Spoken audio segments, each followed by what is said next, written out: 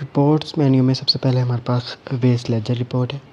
Waste laser report में हम यहाँ पर सिंगल डिज़ाइन या ऑल डिज़ाइन सेलेक्ट करते हैं तो हमारे पास जितना भी हमारा डिज़ाइंस पर फैब्रिक वेस्ट होता है उसकी रिपोर्ट आ जाती है।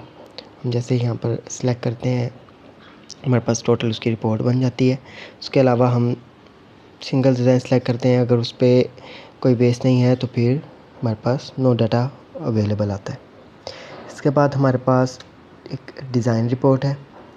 डिज़ाइन रिपोर्ट में हम यहाँ से डिज़ाइन सेलेक्ट करते हैं।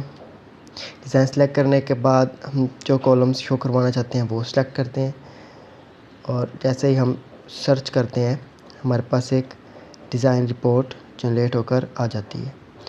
इसमें हम प्रिंट करने के लिए अगर हम कॉलम्स हाइड करना चाहें तो हम कॉलम्स हाइड कर सकते हैं। हम जो भी कॉलम्स हाइड करते हैं वो फिर हमारे प्रिंट में शो नहीं होते।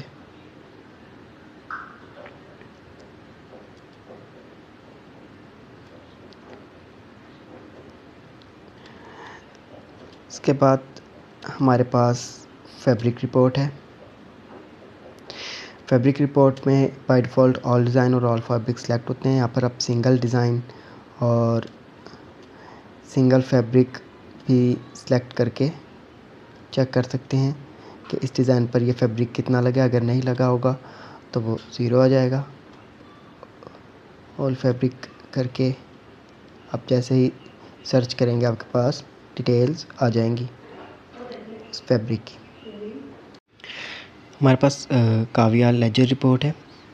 काविया लेजर रिपोर्ट में हम यहाँ पर हमारे पास ऑल डिज़ाइन का ऑप्शन होता है और डिज़ाइन आ रहे होते हैं। हम यहाँ पर अगर सिंगल डिज़ाइन सेलेक्ट करते हैं तो हमारे पास उस डिज़ाइन के काविया लेजर की रिपोर्ट आ जाती है और इसी तरह अगर हम ऑल डिज़ाइन सेलेक्ट करते हैं तो हमारे पास सब डिज़ाइंस का आ जाएगा। उसके बाद हमारे पास एक CMT रिपोर्ट है। CMT रिपोर्ट में हम डिज़ाइन सेलेक्ट करते हैं और प्रोसेस सेलेक्ट करते हैं और सर्च करते हैं तो हमारे पास उस डिज़ाइन की जितनी भी लॉट्स उस प्रोसेस से गुजरी होती हैं उसकी डिटेल्स आ जाती हैं। इस तरह हम प्रोसेस चेंज करते हैं और सर्च करते हैं तो यहाँ पर हमें सारी डिटेल्स आ जाती हैं। उसके बाद हमारे पास एक स्टॉक रिपोर्ट है। स्टॉक रिपोर्ट में हमारे पास all designs by default select होता है और जो डिज़ाइंस हमारे पास स्टॉक में अभी अवेलेबल होते हैं उनका वो आ रहे होते हैं और यहाँ पर डेट रेंज होती है। जैसे ही हम सर्च के बटन पर क्लिक करते हैं हमारे पास टोटल स्टॉक की डिटेल्स यहाँ पे शो हो जाती हैं। यहाँ पे ओपनिंग स्टॉक, प्रोडक्शन स्टॉक, उसके बाद ओपनिंग अमाउंट, प्रोडक्शन अमाउंट, दोनों की ग्रैंड क्वांटिटी और ग्रैंड टोटल अमाउंट और सिंगल पीस की मार्केट प्राइस क्या है वो यहाँ पे शो हो रही होती है। उसके बाद हमारे पास एक फैब्रिक प्रॉफिट रिपोर्ट है। फैब्रिक प्रॉफिट रिपोर्ट में bye default all design selected होते हैं। आप यहाँ पे सिंगल डिज़ाइन भी सिलेक्ट कर सकते हैं। उसके बाद यहाँ पर ऑल कस्टमर्स होते हैं, आप सिंगल कस्टमर सेलेक्ट भी कर सकते हैं और यहाँ पर डेट रेंज होती है। आप जैसे ही सर्च के बटन पर क्लिक करते हैं अगर उस डिज़ाइन और कस्टमर के अगेंस्ट डाटा होता है तो आ जाता है, अदरवाइज़ नो डाटा फाउंड। हम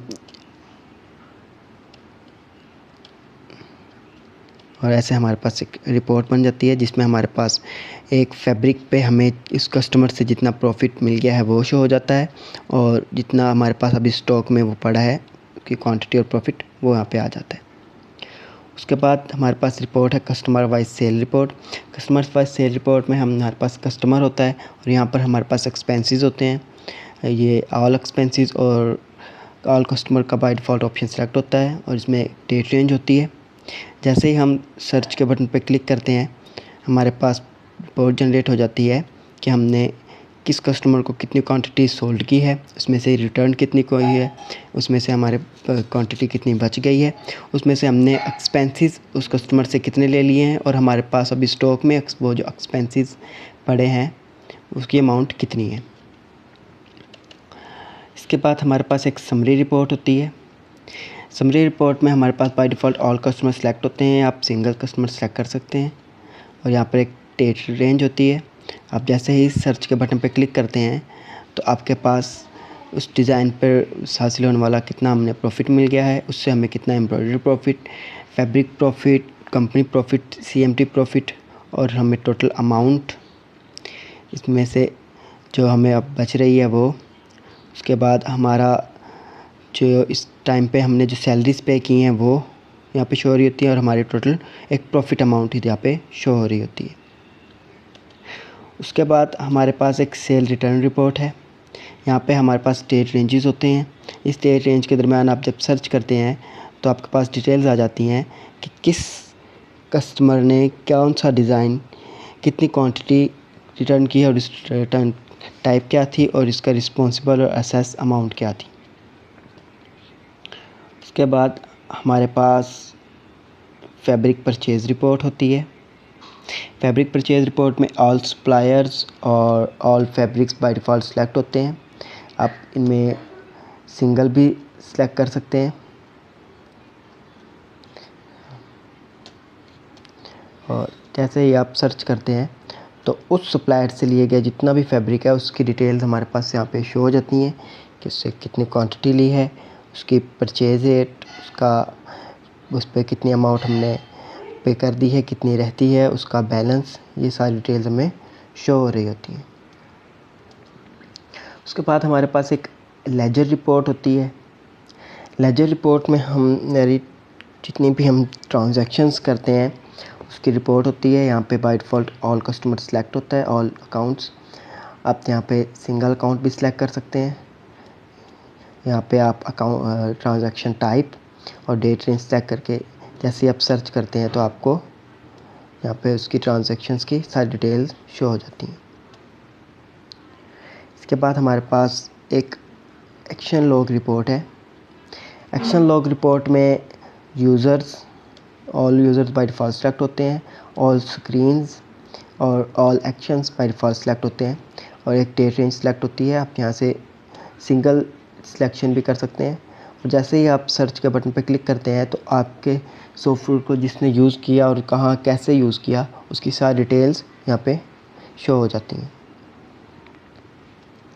इसके बाद हमारे पास एक अटेंडेंस रिपोर्ट है। अटेंडेंस रिपोर्ट में bye default all account select होते हैं। आप यहाँ पे सिंगल अकाउंट सेलेक्ट कर सकते हैं और यहाँ पर एक डेट रेंज शो हो रही होती है, आप इसको चेंज कर सकते हैं और जैसे ही आप सर्च पे क्लिक करते हैं तो आपको उस